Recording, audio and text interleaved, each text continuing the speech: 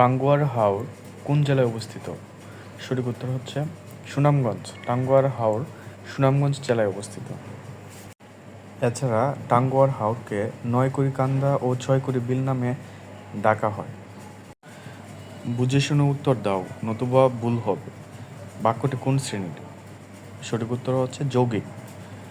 বাক্যে যখন এবং, ও, কিন্তু, অথবা, কিংবা, নতুবা, তবু এই শব্দগুলো থাকবে তখন এই বাক্যগুলো হবে যৌগিক বাক্য।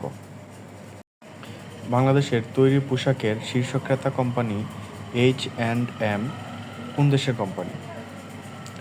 এইখানে সঠিক উত্তর হচ্ছে কোনোটিই নয়, কারণ H&M হচ্ছে সুইডেনের কোম্পানি, সেহেতু সঠিক উত্তর হবে ঘ। প্রতি কোন ভাষার উপসর্গ?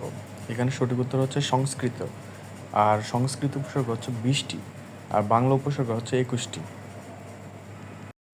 অন্ধকে দর্পণ দেখানো প্রবচনটির অর্থ? এর সঠিক উত্তর হচ্ছে নির্বুধকে জ্ঞান দান করা। মানে যে অন্ধ সে তো, তাকে যদি আয়না দেখানো হয় সে তো দেখবে না, সেহেতু যে নির্বুধ তাকে জ্ঞান দান করলেও কোনো লাভ হবে না, সেহেতু সঠিক উত্তর হচ্ছে নির্বুধকে জ্ঞান দান করা। বহুল আলোচিত ডিপসিক কোন দেশের সফটওয়্যার কোম্পানি? ডিপসিক হচ্ছে একটি এআই সফটওয়্যার, আর এর মালিক হচ্ছে চীন। আর ডিপসিকের প্রতিষ্ঠাতা হচ্ছে লিয়াং ওয়েনফেং। এছাড়া জিমিনি এর প্রতিষ্ঠাতা হচ্ছে গুগল, আর চ্যাটজিপিটি তৈরি করেছে কৃত্রিম বুদ্ধিমত্তা বিষয়ক গবেষণা প্রতিষ্ঠান ওপেন এআই, এবং এর জনক হচ্ছে স্যাম অল্টম্যান, এবং এর পিছনে ইলন মাস্কেরও সহযোগিতা রয়েছে। নিচের কোনটি নিত্য সমাস? এখানে প্রথম অপশানটা হচ্ছে পঞ্চনদ। পঞ্চনদের ব্যাসবাক্য হচ্ছে পঞ্চনদের সমাহাস। এটি হচ্ছে গিয়ে দ্বিগু সমাস, যেহেতু সমাহার আছে সেহেতু দ্বিগু সমাস।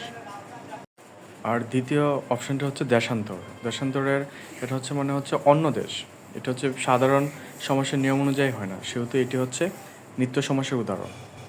আর তৃতীয় অপশানটি হচ্ছে বেদান্ত। বেদান্তর ব্যাসবাক্য হচ্ছে বেদের অন্ত। এখানে হচ্ছে বিভক্তি লোপ পাইছে, মানে দুস্তুরও মানে লোপ পাইছে, সেহেতু এটা হচ্ছে ষষ্ঠী তৎপুরুষ। আর 4 নম্বর অপশানটা হচ্ছে ভালো মন্দ। ভালো মন্দ এর ব্যাসবাক্য হচ্ছে ভালো ও মন্দ, সেহেতু এটা হচ্ছে দ্বন্দ্ব সমাস। হাটবাজার কোন সমাস? হাটবাজার শব্দের ব্যাসবাক্য হচ্ছে হাট ও বাজার। এখানে হাটবাজার হচ্ছে দ্বন্দ্ব সমাস। যে সমাসের পূর্বপদ এবং পরপদ উভয় পদই প্রাধান্য পায় তাকে দ্বন্দ্ব সমাস বলা হয়। এখানে হাটবাজার হচ্ছে সমার্থক দ্বন্দ্ব। অভিনিবেশ শব্দটির অর্থ কী? এখানে অভিনিবেশ শব্দটির অর্থ হচ্ছে মনোযোগ। পৃথিবীর সমার্থক শব্দ কোনটি? এখানে সঠিক উত্তর হচ্ছে অবনী। অবনী অর্থ হচ্ছে পৃথিবী। আর প্রথম অপশানটা হচ্ছে কনক। কনক শব্দের অর্থ হচ্ছে স্বর্ণ। আর অচল শব্দের অর্থ হচ্ছে মানে যা চলাচল করতে পারে না, মানে স্থির এরকম। আর অদৃশ্য শব্দের অর্থ হচ্ছে পাহাড়, সেহেতু সঠিক উত্তর হচ্ছে অবনী। মনসা মঙ্গল কাব্যের আদি কবিকে?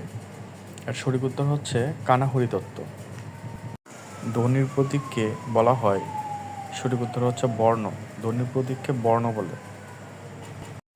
বাংলা গদ্য সাহিত্যের উৎপত্তিকাল?